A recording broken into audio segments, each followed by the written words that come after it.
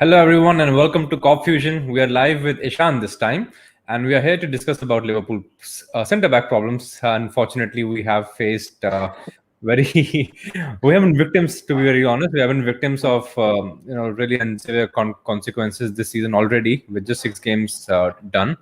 So we're here to discuss about the centre backs. We're here to discuss about Van Dijk's recovery, Joel Matip, Joe Gomez, and any possible replacements if we can sign them before January on a free transfer or in January or even next summer. You never know with us. So hello and welcome, Ishan, to the show. Thank you so much. Thank you so much, bro, for having me today. Yeah, absolutely. An absolute pleasure, man. I think it's been pending for a long time that you haven't been available for a long time. So yeah, it's great to have you on the live session now. I think the live session is far better than the normal one. You don't have to edit a lot. Yeah, I swear. Yeah, exactly. So the long one takes a really lot of time for us as well. So yeah, so we have a game today against West Ham. It starts in another 6 hours. So before the game, what are your thoughts about where our centre back? So we just want to talk about our defense in this whole show today. So Ishan, what's your thought about on our defense at the moment? So I think with respect to the defense, like a lot of times when you're watching the match, you like listen to commentators speaking about Liverpool's high line and how it's a problem, etc., etc. But what most of these people do not understand is that without the high line, we will not be able to play the way we play, and it offers us the compactness between the defensive line and the midfield line, which is highly essential for us. So, keeping all of that in mind, I think the injury to Van Dijk is huge. It's monumental. Like, I mean, it's like losing one of the most influential players on the pitch. But I think we can cope with it, provided the rest of the 10 players keep doing their duty well.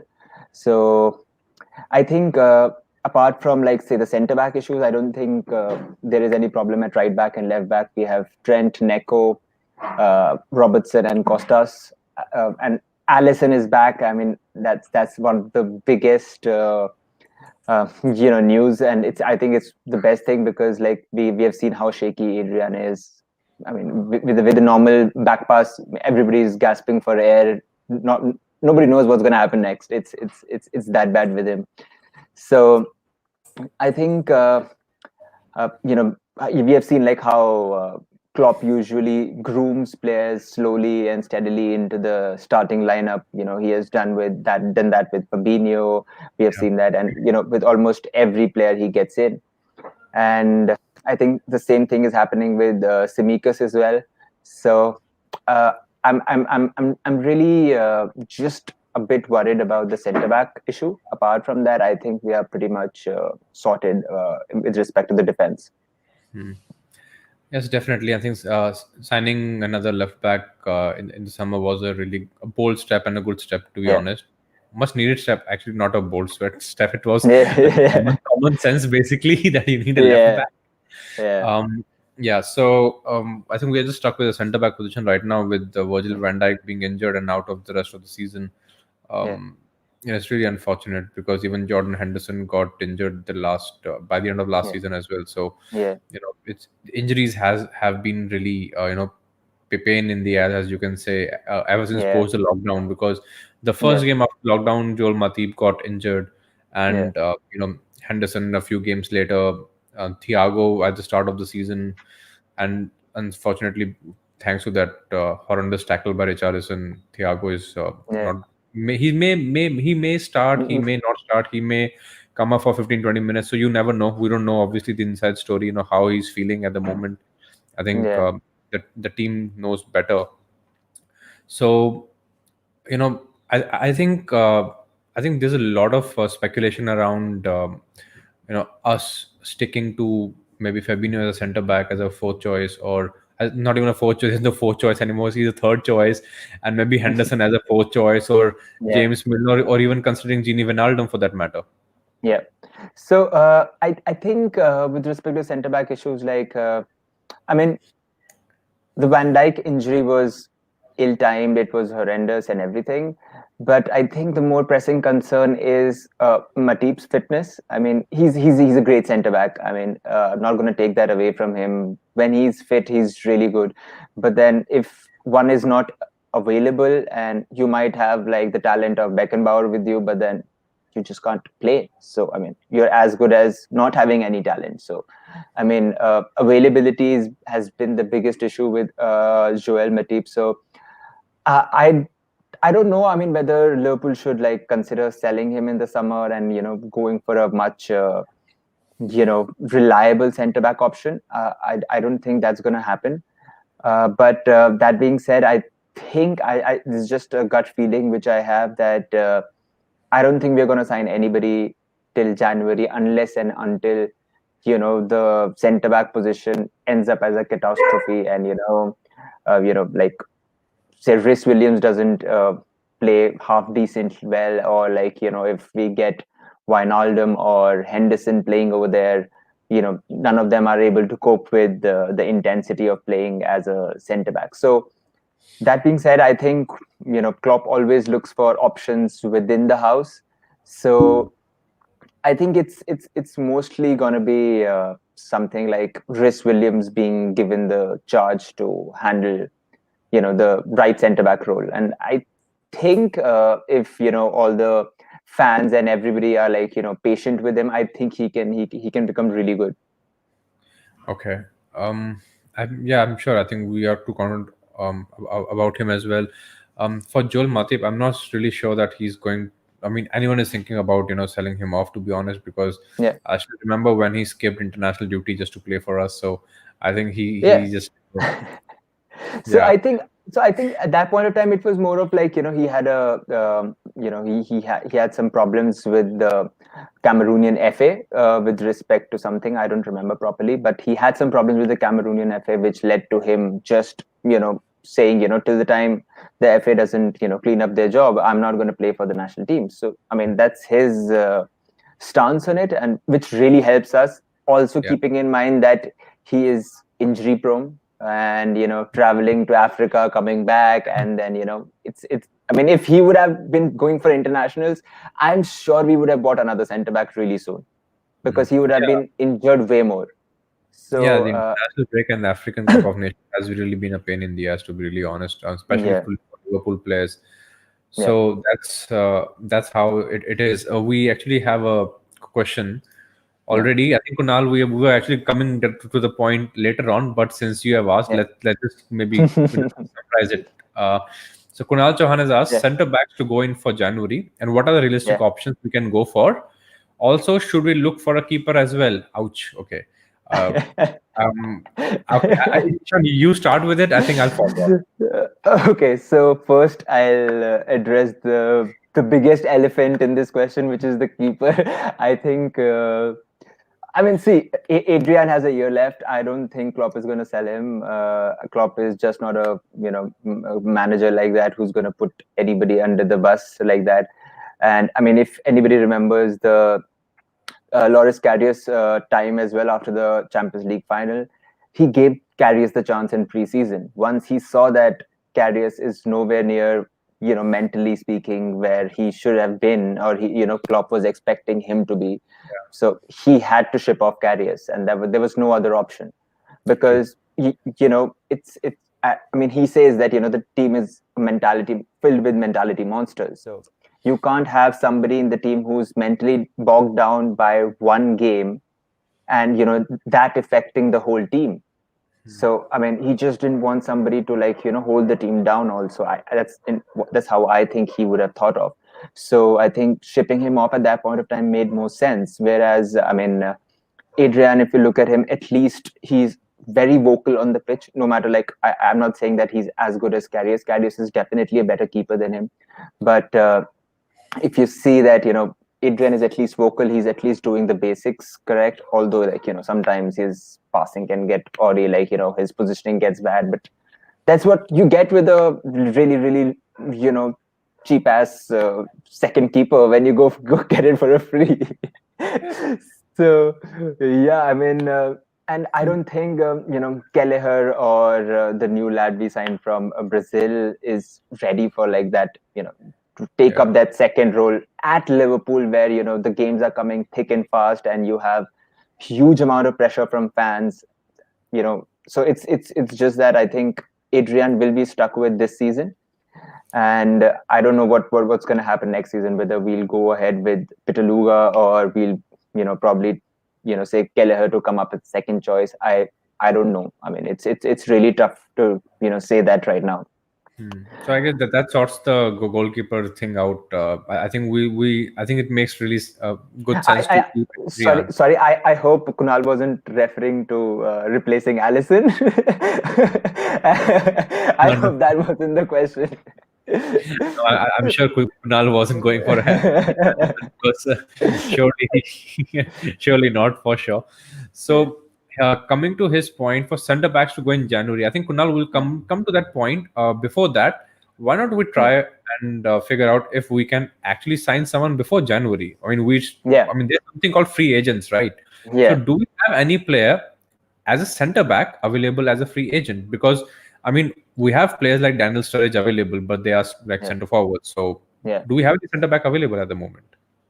Uh, to be really honest, there are a lot of free agents available. But that being said, we have seen that even every short-term signing which Klopp does, like for example, we take the example of Klavan. So even with Klavan, you could see that why Klopp brought him as a fourth choice centre back. Like he fit into the system. He wasn't that fast probably, but then he could play the ball from the back. His heading was really good. His positioning was really good. So Yeah. I don't think there are any free agents right now over there which Liverpool would actively be looking at Okay. to get in before January, because I don't think anybody fits the bill right now of what Liverpool want. And on top of that, I think, as I said before, that Klopp looks for solutions from within the house. So I'm sure he'll be, okay to give, say, Chris Williams or even Henderson or Wijnaldum a pop at centre back. Though I'm not sure about Henderson and Wijnaldum at centre back, to be really honest. But I mean, if push comes to shove, we'll have to play either of them, because the biggest problem for me is, like, if you ask me, is the Man City game, which is really close, and I just hope that Matip gets fit by then. It's really important for him to get fit before that game. True, definitely. I think that's a game that we are more worried about. We're not worried about Atlanta or facing Ajax again, because I think we Yeah, face Atlanta back to back. yeah, So it's I mean we have discussed it in our previous streams as well. We have like what 2 or 3 days break every single game, and the maximum yeah, that break we have is 5 days. So for a player like a sensitive player like Matip, in terms of yeah. injuries, it's going to be quite difficult for him to stay fit as well. So I think Correct. that's why we're having this discussion about centre backs as well. So so it's going to be quite difficult season, that is for sure. And so obviously, so now I think we have covered the fact that there is no one before January who's available. I'll Yeah. still put Kunal's question on hold. Sorry for this, Kunal. Yeah. Ayush Lala is spamming the comment section at the moment. He's saying, Ezekiel Garay. "Yeah," So and he, I think, I see. The thing is that all of Garay's, senior career, when he was at Benfica, I mean, we saw him getting linked to like the best teams out there. I mean, I remember for the longest time, I mean, he was linked with United for, I think, 3-4 years running. Like every Hmm. summer, every winter, Garay, Ezekiel Garay, along with, of course, the Wesley Schneider time. It was the similar time. So there's some reason why the top teams didn't go for him, and I think he's a good centre back, but I am not so sure if he'll fit in our system. I mean, I say that because I mean he's decent on the ball. He's really good in the air, really good in the air, and positioning wise, he's really good. But he is very limited when it comes to, say, for example, like tracking back with respect to speed. I mean, okay, so if you see, Fabinho, good speed to recover. Joe Gomez, really fast. Van Dijk, really fast.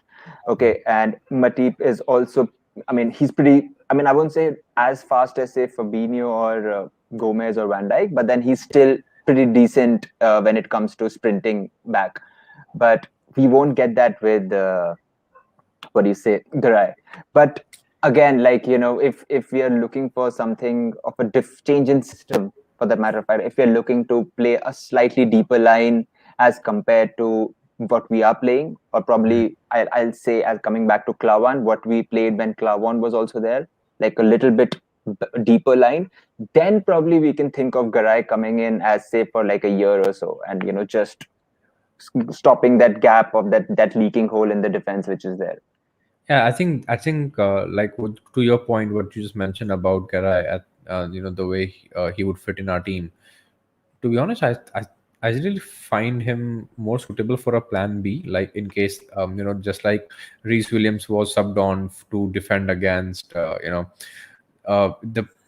in the Premier League. I think when he made his debut, so I think that's an opportunity for Garay. I think that's a place where I think we can use a player like him. So it's not that he Yeah. can be the starting center back, but that's one area that we can use a center back like him. Yeah. I mean, I agree, but then the whole point is that I think Klopp will give those minutes to Williams, because if he really has to, like, defend a 1-goal lead, I mean, we have seen very rarely, Klopp getting, say, Dejan Lovren on as a centre back when he's in the subs. Like, he does that in very rare games, when he knows that, say, for example, like the aerial threat is really huge from the other team, that, the other centre backs are finding it tough to deal with.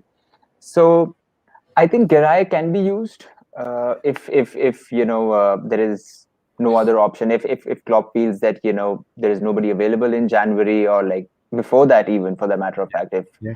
we are not playing well in defense, because we know that Garay is really good positionally, and his heading is good. He's decent on the ball. He communicates really well. So I think it's like a plan B, as you said, even with respect to the options of centre backs we have. And I'll say that because I mean, Klopp's track record is like that, because he always uh, is looking for solutions within the squad, as compared to like buying somebody, like, say, for example, like Pep does, or like any other team like a Barcelona, or like a Real Madrid would probably do, or PSG for that matter of fact.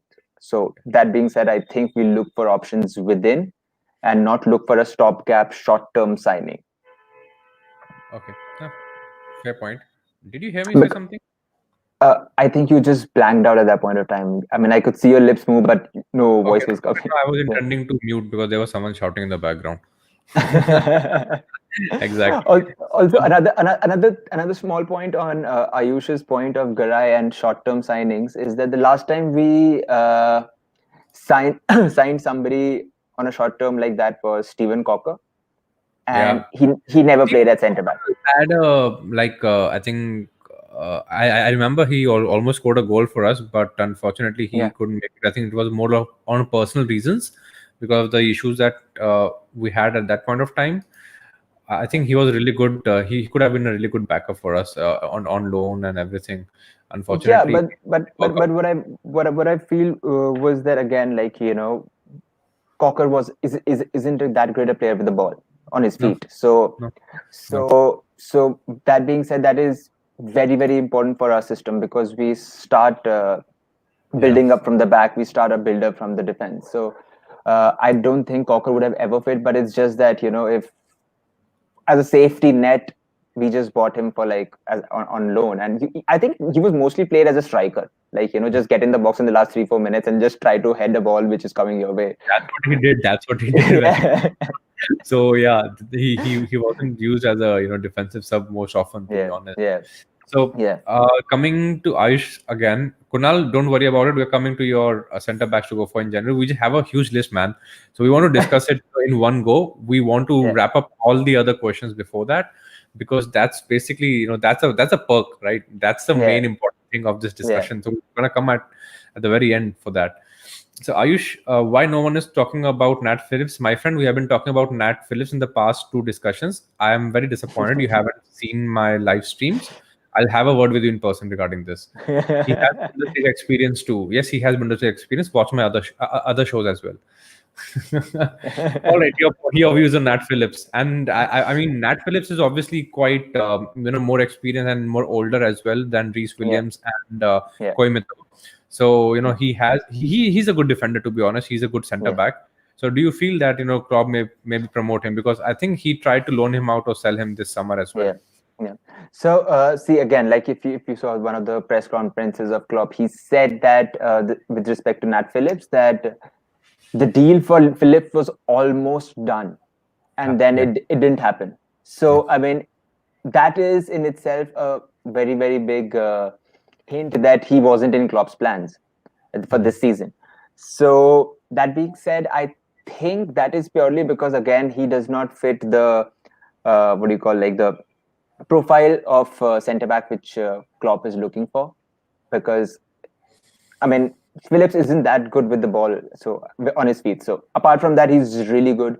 I think if he goes to again Bundesliga and develop himself further, I think he can be a really good player. Like not, I won't say that he has the capability right now from what I've seen. That is, I don't think he has the capability to be in like a top four team or something. But Okay. of course, like a mid table team, he can become really good. Like say an experienced corner Cody of sorts.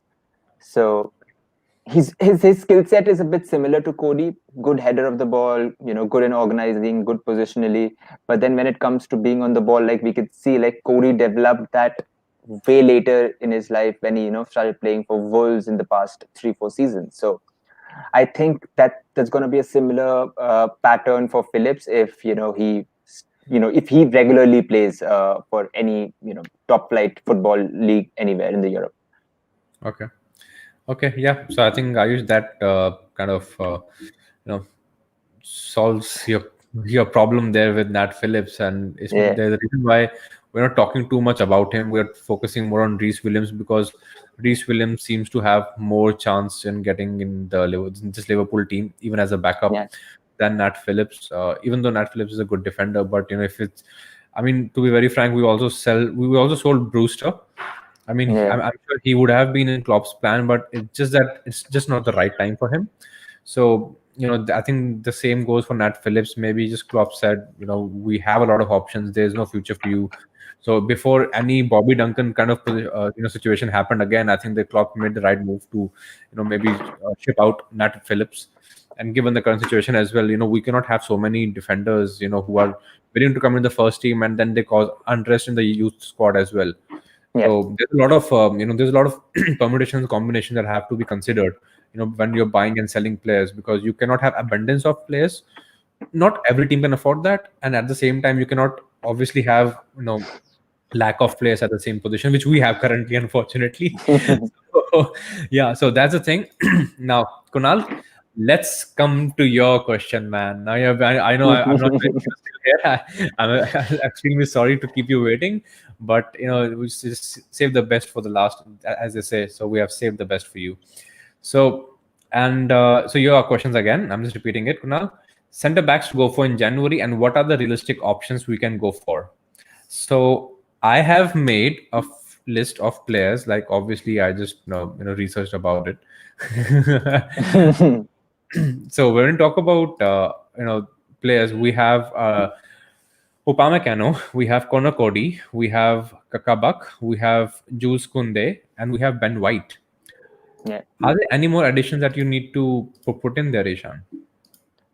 Okay. So I mean, see, these are all like really, really good centre backs, The first and team centre backs, all of them. First team yeah, centre back.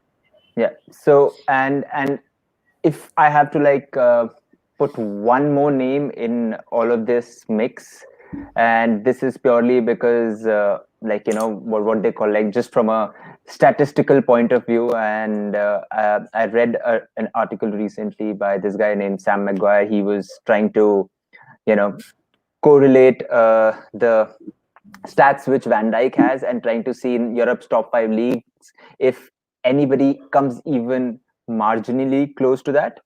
So there was just one player which came close to it, and it's a very uncommon name actually. And I don't think a lot of players, a lot of people have heard about him, and that is Marseille's centre back. His name is Duje Ćaleta-Car. So, and I have just seen a bit of him, not much, and he's one of those, like, he does all the basic things correct, and so you won't see him making like say a 30-yard sprint and just putting in like a slight tackle or something. But he I mean, from just the eye test, and the eye test on the stats, that is, I mean, he looks like really fit for Liverpool. Although, I mean, he won't be cheap for that matter of fact, like, because his deal is till 2023. So yeah.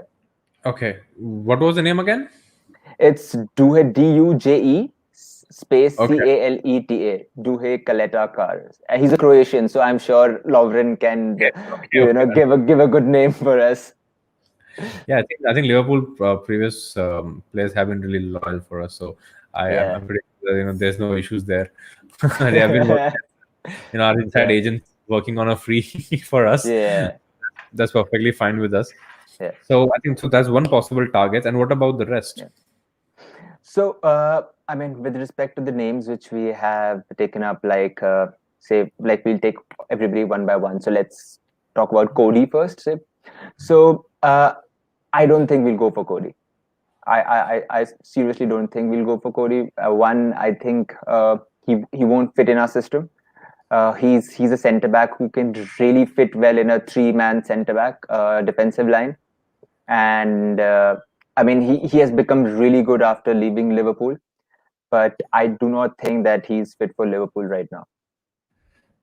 So he left Liverpool in 2014, and I think has cemented his position. So I really don't see him coming back, to be really honest. And especially I don't see Wolves selling him to us because they've already sold Diogo Jota, and it's going to be quite difficult for them to manage without someone like Cody.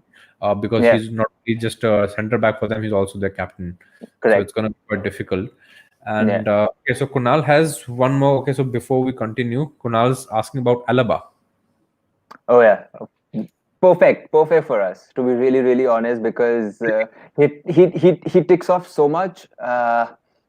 He can play left back, he can play left midfield, he can play centre mid, he can play centre back. I talk about it because of his crossing. No, I'm just saying, like, he's so versatile.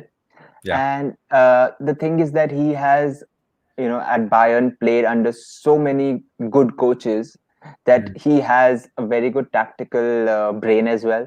So I think for a free next summer, perfect signing.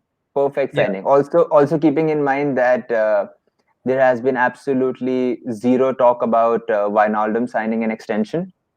So if Wijnaldum is going as a free agent and Alaba is coming in, I think that kind of settles it with respect to even the centre midfielders we'll require. Because I mean, I don't know whether even Milner will be available next season or not, if he's going to retire or not. I mean, I think it all depends upon the finances of ours, because currently, even though we have spent money, I still feel like FSG will be selling a couple of more players in the January transfer window, because let's face it, it's FSG and we know how they work.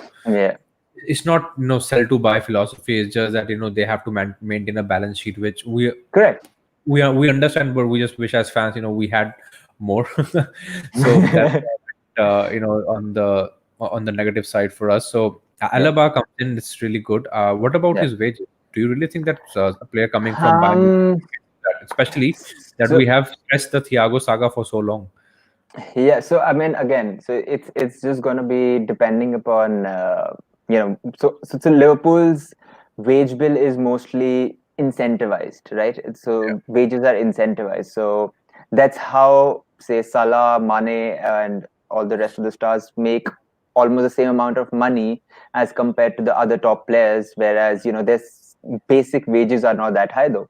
So I think with the project which we have at Liverpool, I think we can try to get Alaba. And of course, again, Thiago is there to tell Alaba everything about Liverpool, and they've played together for such a long time. So I'm pretty sure if Klopp wants him, he'll do everything to get him, because he wanted Thiago and we stuck till the end to get Thiago. So I think we should get stuck in with Alaba as well and get him. I mean, he's brilliant. He's totally brilliant in my opinion. Okay, so we have two huge Alaba fans here. I obviously love Alaba playing as well. I think with Bayern Munich, I think Philipp Lahm and Alaba were the two players, I would have always liked to have, been witness to playing for Liverpool. Yeah. So, To be honest, I wouldn't mind Lewandowski as well, or even Thomas Muller. But then, yeah, Marco Reus. Yes, but again, injuries. I wouldn't. I mean, yeah. Okay, yeah. Let's leave it at that. Maybe another day then. Yeah. So we're back to our possible CB target. So I think I found his I found his spelling actually. I had to Google it up. Yeah. So I had to put it right at the end there. Yeah. We have already discussed about him. If you want to put some more points about Duje, so you can just. Yeah. So with Duje, like from what I've seen, is that his passing range is brilliant, really, really brilliant. Okay, and so if you talk about, say, the drop off we saw when when Dijk goes off the pitch as a centre back player for us, you see that those diagonals which he gives to, say, Trent, while Trent is like almost touching the defensive line on the touch line. So that is what we miss all the time, and we have seen Gomez do that in the absence of Van Dijk, or that ball which he played to Mane for the Bayern Munich goal. So balls like that which he keeps on pulling up. So I think Duje has that in his locker, and he has shown that in the League One. I know a lot of people don't rate League One highly, but then I think the basic talent is there. He's only 24 right now, so I think we can work on, and do a lot of stuff with him as well.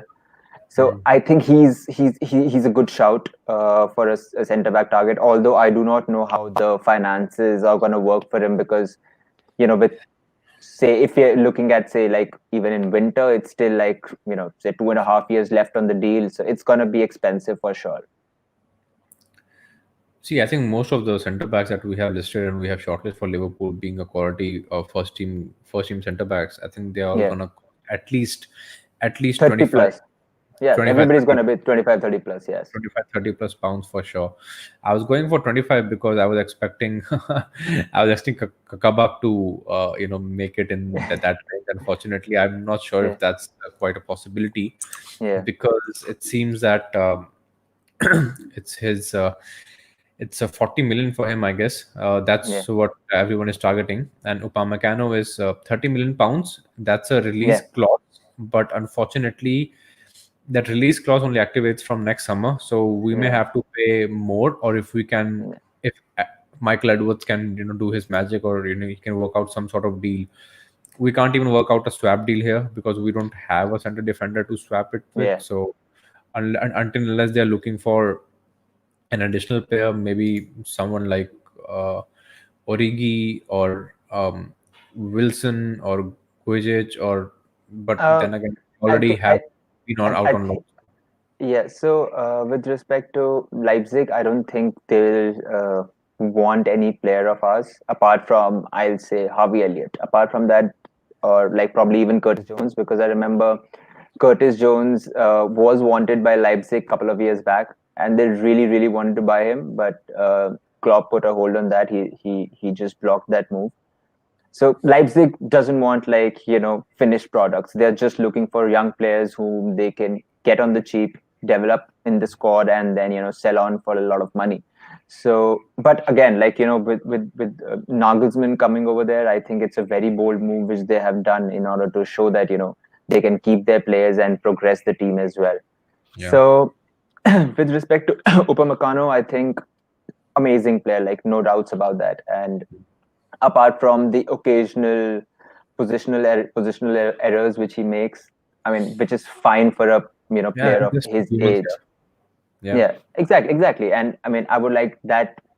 I would like that to say about Joe Gomez as well. He's only 23, guys. He with the level which he is playing at just 23 is unheard of, and he's English, so like just support him a bit because your team is English, and so I mean he's phenomenal, Joe Gomez. Like if he would have been playing for some other team, there would have been bids of 50-60 million coming in for him, but it's For just sure. that because we have gotten so used to him playing, and at centre back for us. So I think we've just become very complacent about him, and oh, why isn't he playing? Oh, why will he do this or that? And I so think he's still young. they have already stated, the defense level it's so high that Yeah, if they make a silly mistake, it's being highlighted. Even if Virgil van Dijk's, the gifted goal against Arsenal, it was literally on the paper highlighted by every journalist and pundit because they didn't get content from him for against yeah, Virgil van Dijk for 2 years. yeah, So that's yeah. how good they have been. Oh, Even Joe oh, Gomez has even been even abysmal in a couple of games, yes, but then again, if you see his performance against Arsenal, I think yeah. he was the best player on the pitch there. Correct. And since you spoke about the Arsenal goal as well, if you if you remember the previous Arsenal game before the one in which he conceded via an error, Yeah. Nicolas Pepe dribbled past him, right? And he became the first player to have dribbled past him in like 14, 15 months or something like that. And that was highlighted so much I, as if, it was it's the such a highlight huge. reel of Arsenal season before the lockdown. Yeah. I mean that's how Yeah. it was an achievement for those people. I mean, you can literally imagine the kind of level that we have set up. Who Yeah. has ever celebrated a dribble pass against a player? Name me Yeah. one guy. One guy. Any rival fans watching this, I dare you. Name me. Yeah. So, Yeah. that's a level that they have set up. And unfortunately, when you have a bad game, say Gomez has a bad game or Gini Wijnaldum has a bad away game, so Yeah. they are obviously highlighted, and people start talking about it. I think it's just the social media crap that has Yeah. boosted these kind of people and these kind of voices, because every single one is expecting every single game to be won. To be very honest, even Arsenal's invincible season had 12 draws. It was a Yeah. really boring Invincibles, to be very frank. I think we were far more, we were the closest, and we are the far more better. We would have been the best Invincibles at all if we would have made it. So Yeah. I think people need to just calm down at the moment, and people need to just appreciate that you're watching a wonderful finished team. Yeah. You're just watching a team which is perfect from all sorts. There's nothing. There's literally a fight for your places. Yeah. So that's just how it is. We have just Ritvik joining in now. Ishan got a haircut. Thank you for focusing on the main point. And he's like, no Ben White, please. Okay, fine. I'm not sure why Yes. he's Yes. Ben White at the moment. Okay, So, no Cody. You're coming in too late, yes. man. We have already Yes. discussed I Cody. have just said we won't be going for Cody. And of course, yes, I agree with Doesn't Ritvik. make any No Ben sense. White as well. Yeah. So Upamecano, we're done. Cody, I think we are done. What about Kabak? So I mean, Kabak is a good defender, no doubts about that. But again, like his temperament is something which is too hot tempered. Like I just saw like one of the matches sometime back that he spat at a player, and that is something which Klopp does not tolerate at all in this squad. So uh, I think I mean Kabak is like probably a plan B or a plan C for the matter of fact. I think there would be somebody who's better off than Kabak, I'm guessing. I mean, I'm a big fan of Jules Koundé. I really like him. He's a very good centre back. Really agile, really focused. Again, he's very young. I think 20 or 21 only. I mean, he ticks off all the boxes. I mean, there was a reason why even City were for in for him. Sorry, in the summer before they finalized Ruben Dias. So again, like I really like Kunde, and I think it should be something between Upamecano, Kunde, and Duje Ćaleta-Car. I mean, these three are like my picks. And again, these will only come into action if say Rhys Williams does not perform well. That is the most important point in my opinion. Okay. So Okay, Ritvik is going nuts right now. Ritvik, you are also coming back, and you just have like another 4.5 hours. So he's like Yeah, Kabak is a little reckless, in my opinion. yeah, See, I know he is reckless, but then again, you're talking about a manager like Klopp, because he's not again a random bald guy who just spends money, who just buys player at their prime and offers nothing to them, and just makes them play day in day out with absolutely nothing, no sort of development. So this is Jurgen Klopp talking about, because if you remember, Naby Keita also tackled his own players in the training ground before he was, we were, I think during when we were bidding for him, right? At yeah. that time, It was during that time in a lot training. of red cards. He used to get a lot Yeah, of red cards. yeah, I yeah, don't remember him getting a single yellow in a Liverpool shirt at the moment. I'm sure yeah, he may have, but I just yeah. don't. Out of my head, I just cannot remember Yeah, any. like you wouldn't like there was no like really highly reckless challenge or something like that which Yeah, led to a card like that. exactly. And to be honest, beat Kabak. I mean, I'm sure even if Mario Balotelli was playing for Liverpool, he would have made any kind of sense. We would have put some sense in him as well. Yeah, Uh, Sako has been set as an example already, so I'm pretty sure that no other player would ever dare to, have that kind of uh, disagreement or any kind of unprofessional behavior in a Liverpool yeah, shirt till the yeah, time Klopp is here. So that's yeah, definitely, I'm pretty sure that's not going to happen. I think one of the reasons that Skirtle also was left because he was too aggressive. So, you know, I'm sure that I'm not sure about the Kabak split incident, because as per as his apology, it seemed like it was a camera angle which got him spit. I think which saw that him spitting on the player, but he just yeah, claimed he apologized, and he said that I was spitting on the ground and the camera yeah, angle showed me spitting on a player, which was not yeah. done. I think this incident also happened to a Liverpool player. I think it was Gomez or Van Dijk, maybe Henderson. I don't even remember. It was a Okay. couple of years back when the camera angle was deviating, and it just showed Liverpool player spitting on someone else, and Twitter obviously went nuts. After a couple of days, people released the second camera angle, and then they realized, oh, okay, sorry. So, see, we're obviously keeping all the options open. Then I'm sure there's Cody is not going to be there. That is for sure. And as far as the other transfer targets, obviously we are Liverpool. We have a certain budget. We cannot throw in budget, especially during a January window when it's quite difficult for the players to start. Unfortunately, we're in a position that whosoever comes in, he's going to start, Yeah, irrespective of who he is. So we're still keeping all our options open. So Kabak for me is still there in the sheet. I'm sure if Klopp he sits down with him, he has a couple of words with him. I'm sure that he can sort things out. That's how mature that guy is. Now Kunal is back again. I think I've spoken a lot already. I'll just leave this question to you. yeah. So Carlos, I don't think we'll go for him. To be really, really honest, one, he's just 5'6" or 5'7", and secondly, I really don't think Klopp wants a player of his type. I mean, he's pretty decent, but I'll always get Kunde over Diego Carlos. And Kunal, like Kunde plays as a right centre back, and Carlos plays as a left centre back at Sevilla. So I mean, both of them are a really, really good partnership at Sevilla. And if you guys watch Sevilla, so they're managed by Julian Lopetegui, the ex Real Madrid coach and ex Spain coach as well. So he is making them play a lot like Liverpool.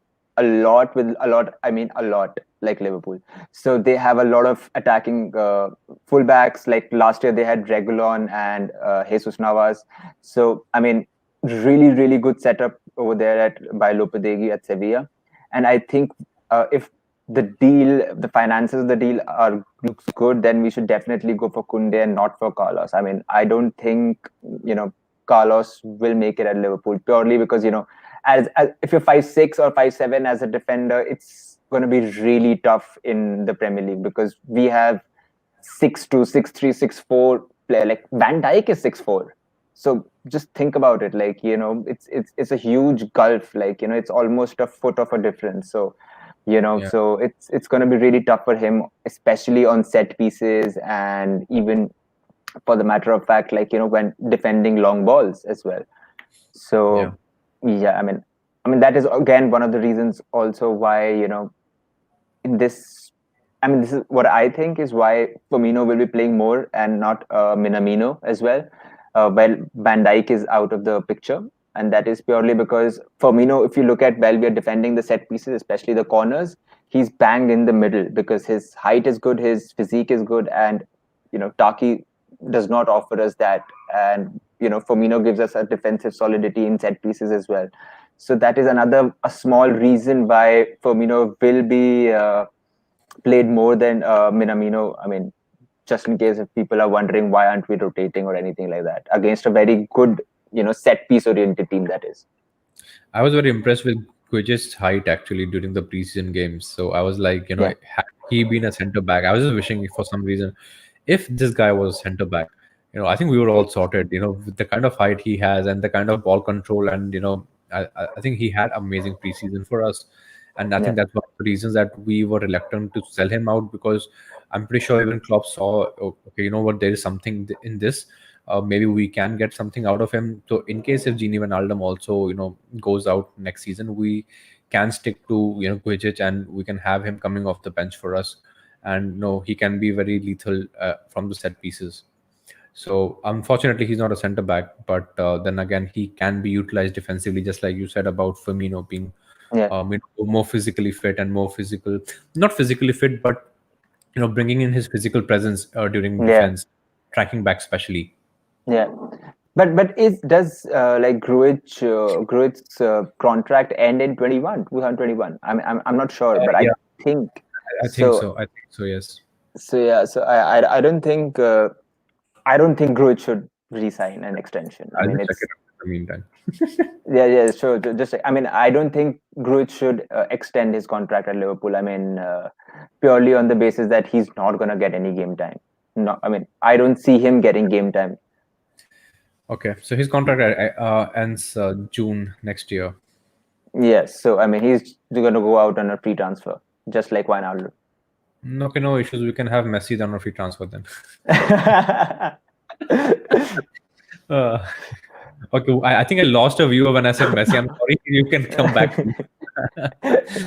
I think someone just went away. I think maybe it was Ritvik. Yeah, So yeah, so I think that's all done with all the shortages that we had, because these are the players that we can be targeting in January, but we are not done yet. So I still have another one more point. Now we will go for a center back, that is for sure. Unfortunately, the free transfers are not available at the moment. They are not good enough. I think Reece Williams starts than any free transfer that's available. And when I say free transfer, we have players who are 34, 37. We have players like 31, and not proven to be Premier League starters, especially at the pace that we need, at the pace that yeah, Liverpool plays. yeah, So it's not about a panic signing. It's more about a more sensible signing. We still have Nat Phillips, we still have Reece Williams. So I don't think that it's a state that we have to panic. I think a lot of things can be done if we just push maybe Henderson and Wijnaldum. We can have a Henderson Wijnaldum pairing, who are 4-2-3-1 formation. Henderson Wijnaldum being right at the core of the defense, so we yeah, can stop the counter attacks. We can stop, yeah, because Henderson, he's a very box to box good prolific player basically. So he can yeah, get into tackles, and Gini Wijnaldum is amazing keeping the ball for us. So yeah, physically he's strong, aerially he's strong. So so there's no need to panic at the moment just because Reece Williams at the defense. I don't think yeah. we are like a done club, or we will not be able to win the title or something. I sincerely hope this does not come and bite me in the West Ham game. So I, I'm just being all So, positive here. I mean, we just saw like how Klopp shifted to a 4-2-3-1 right after Van Dijk's injury. So, Yes. I think that is more like giving Liverpool more protection at the center of the park, especially on transitions as well. So, I think if you're playing 4-2-3-1, it's highly important that we have Thiago fit. It's highly important because we know now that Fabinho is for the most of the season going to be used as a centre back.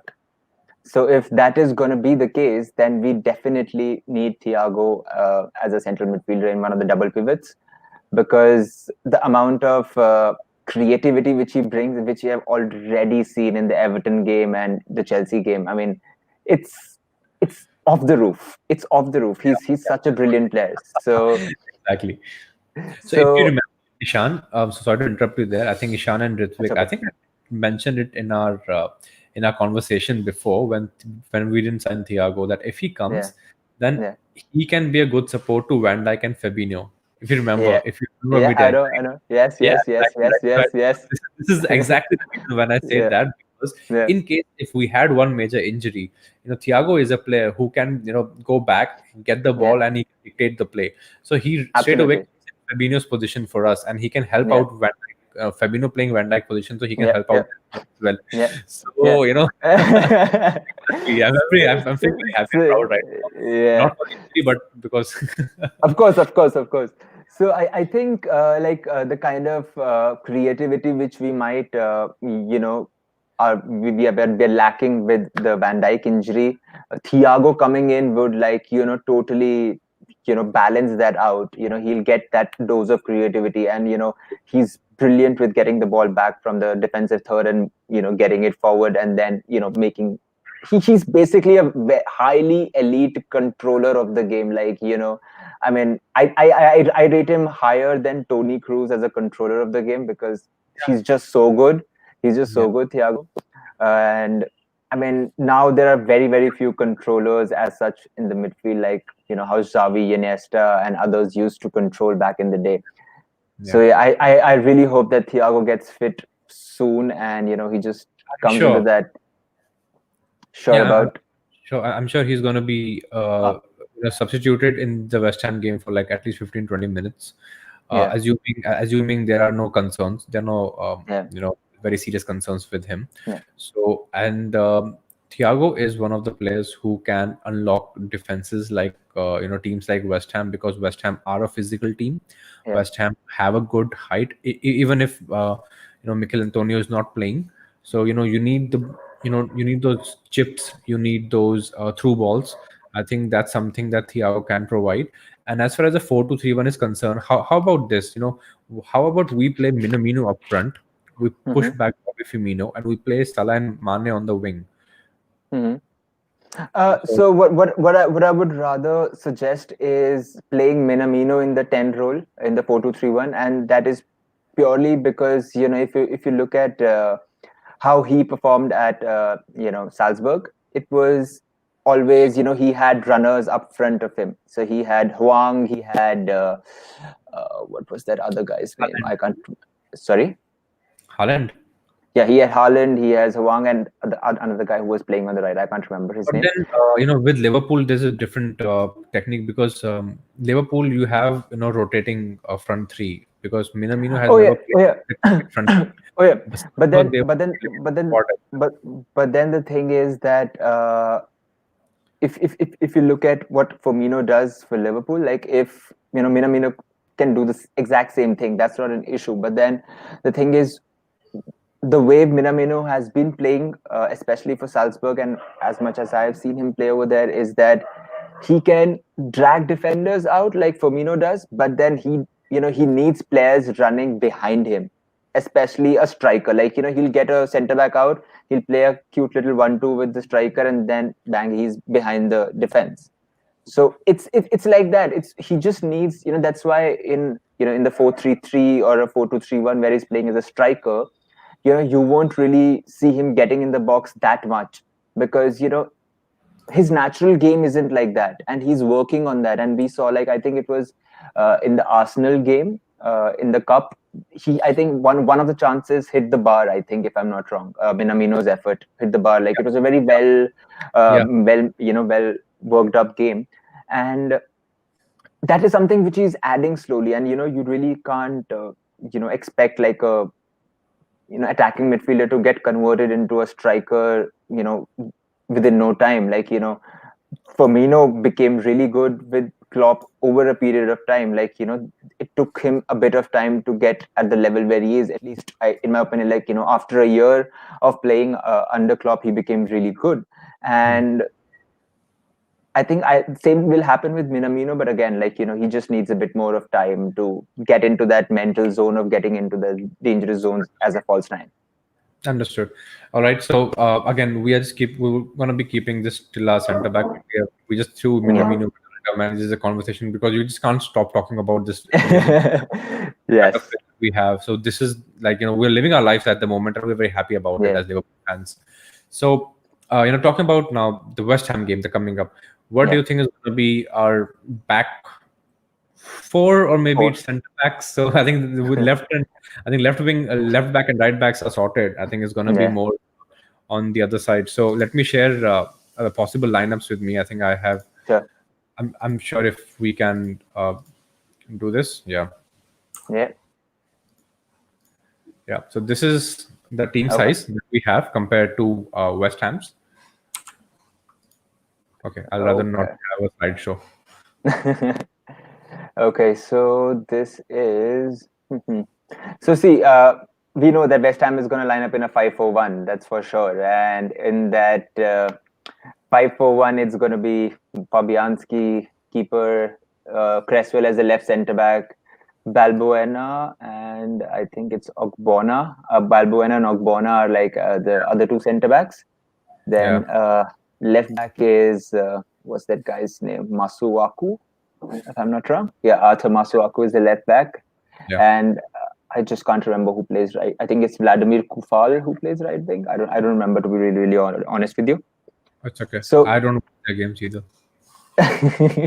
So yeah, I mean, of course, I think they might start with Haller up top, because knowing that Liverpool, does not have Van Dijk, and we don't even have Fabinho, who's going to be tidying up all the long balls which are going to be coming. So I think they might be interested to start Haller up top, and of course they'll have Mark Noble and Declan Rice at the center of the pitch. Yeah, Declan Rice hasn't been in form, the kind of form he showed before in the last season. Yeah, I think it's just that withdrawal of that Chelsea transfer not happening for him. I think, I'm not sure, because I do not like watch West Ham games as much as I do Liverpool or other top teams games. So but then again, he's a great talent. So I think we'll have to have a good look at him as well during the game. Now, if you notice this area right here, like post Divock Origi, all defenders, by the way, all defenders. So anyone who's like who's very skeptic about, we don't have any defenders, let me just zoom in you here. So you have Joel Matip, Reece Williams, Nat Phillips, Gallagher, Arnold, Vanderberg, Nico Williams, Koimito. Okay, Joe Hardy's not going to make it, so let's just leave him out of it. So these are the possible options which we have. We still have Vanderberg, who can, if not for Billy, he's still an option there. Yeah.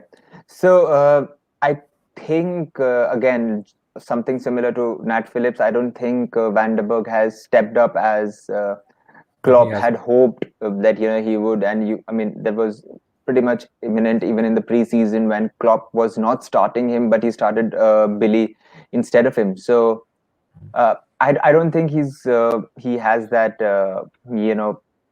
I'll say that that confidence while playing on the ball. I mean, he's still young, of course, that can change any moment. But then from whatever we have seen till now, he gets the ball, or whenever the camera is on him, you just feel that he's kind of overwhelmed with the situation and in the position he's in.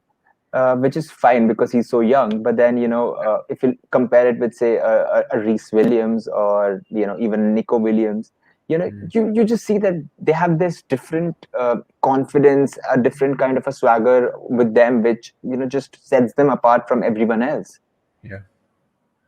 So again, I think just a hunch from what I've seen, like, I don't think either that Nat Phillips or Vanderberg will feature that much this season for us. Okay. All right. So we have, I think, all the possible center backs and the lineups here. I think Fabinho is right there with Van Dijk injured, and there's Joe Gomez right there. You have Tsimikas and I think that's about it because we don't have any more options left. Yeah. So yeah, I think that sums it up. That sums up our defense in one video, in one hour Yeah. video. So any other points that you'd like to add? Do you feel like so who do you think out of all these options that we have discussed, who do you think is a realistic option and we should or we could sign? Okay, so it all comes down to the money part, to be really, really honest, right? Like we did a deal for Jota and Thiago, which was, I mean, on paper it's a good amount, but with respect to what we are paying upfront, it's peanuts basically. We paid like what 8.5 or 9 millions combined for both of them, which is nothing. So keeping that in mind, if we are buying, say, Upamecano, again, a release clause, that means 100% payment upfront, which I don't think Liverpool, that's how Liverpool works. They always structure their payments so that, there's no strain on the club finances. Again, we cancelled Connor Cody, in my opinion, that is, again, and same for Ben White as well. And for the reasoning of Ben White, which we didn't share, was probably because he's not imposing and he's not good in the air both, which Yeah. again is not something which you can really experiment with at Liverpool. Yeah, So you can. probably if he has another year or two at Brighton, he can become really good. But as of now, as of today, I don't think we should take that bigger risk while we have other players available of who are of a slightly better quality. Yeah. So Ben White can do Leicester maybe. I'm not sure, but I don't think he's a good suited for Liverpool the way we yeah, play.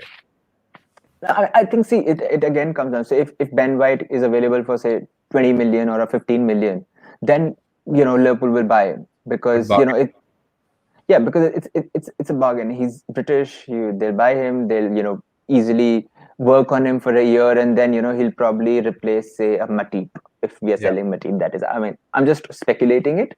if So we Ben White, I think we keep him for 2 years and we sell him at a profit. That's how I see Ben White because I'm pretty sure he's not gonna be there if he's like 30 to 33 at Liverpool, and I'd rather. no, again, I'm not sure. I don't know why, no, but of course. See, if and when Matip is fit, he's in my opinion, like the top 3-4 centre backs in the league. yeah, Okay, yeah, for sure. Like you have Laporte, you have Van Dijk, and you have Joe Gomez, you have Matip. I mean, these are the top 5-6 centre backs which are there in the league right now, and Matip is there. And I mean, if people who think that Matip isn't great, I mean, you should just go out and check out just his stats. Just check his stats. You might think that because of his injury he's pretty shit, but then if you look at all the underlying stats, he is brilliant. He's absolutely brilliant. And there's a reason why Klopp plays him a lot. And there was also a time when he was played ahead of Joe Gomez as well last season. yeah. He did. So like I said right in the beginning, Joe Gomez was starting for us, and then he unfortunately he got injured for a really long time. I think he was entire season he was out, and that season we reached the CL final. Yeah. So and we won it by the way. Yeah. So Joel Matip cemented his position then and there and right there. So I think there's a rise of Joel Matip which we have seen in the past 2 years, especially Yeah. as a player and as a character as well. I mean, Yeah. even though he has some really, really weird celebrations, but at the end of the day, as a defender, he's been quite amazing for us. Yeah. So I think that all sums up. Then I think so. We have So options. Param, like We have three. Param, like if I ask you, like if you have to buy just one player out of all of these options which we have, so whom will you go for? See, oh God. Okay, I'll go for Jules Kunde. Yes, same. I'll also go for Kunde because he's great. He's great. He's really, really good. Though I have him in my FIFA team for the past 3 years. so yeah, But I mean I not the reason, but mean it just is a complete player for us. That the yeah. kind of player we need. Yeah. So, I mean, of course, like a lot of people will be talking about how good even Upamecano is and stuff. But then again, like if we have to pay 40-50 million upfront, I do not look at Liverpool paying that much money upfront ever. No, So and that also points out that we will have to sacrifice 2 to 3 players, which I'm not ready to do it. So yeah, of I'm course. pretty sure that Virgil van Dijk comes in back next season. We Yeah, have Reece Williams will be coming out of the ranks anyway, so we will yeah, have a lot of defenders we may not need. So we'll rather go for someone like Kunde at the moment, who has a possibility of starting ahead of Matip in the future, yeah. and Alaba. He's also Oh available. yeah. So let's Oh explore yes. some more options, right? Yes, yes, yes, yes. So yeah, that Alaba is of course like a great option. Although I'm not a big fan of him playing at centre back, but then of course like he can do a job, as they say. So which is again great if you're a versatile player. I think he can be our next Milner probably. Yeah, he can do a CDM, I guess. He can do a centre back. He Yeah, can do a back. yeah, So he he can can fill up definitely. and Robertson as much as we would want. So I think he can be a perfect signing for us. And we're looking at a Yeah, perfect centre back, perfect defender. Alaba is for you. I mean, imagine a combination of Alaba and Thiago. yeah. Imagine the quality in defense. I'm not even mentioning Van Dijk and Alisson at the moment. Yeah. I just imagine, right? So, Liverpool fans, that's I think hopefully that will be a New Year gift for us. If we are anyways late, we Absolutely. finalize a deal with Alaba is this January. Yeah. So I would certainly hope.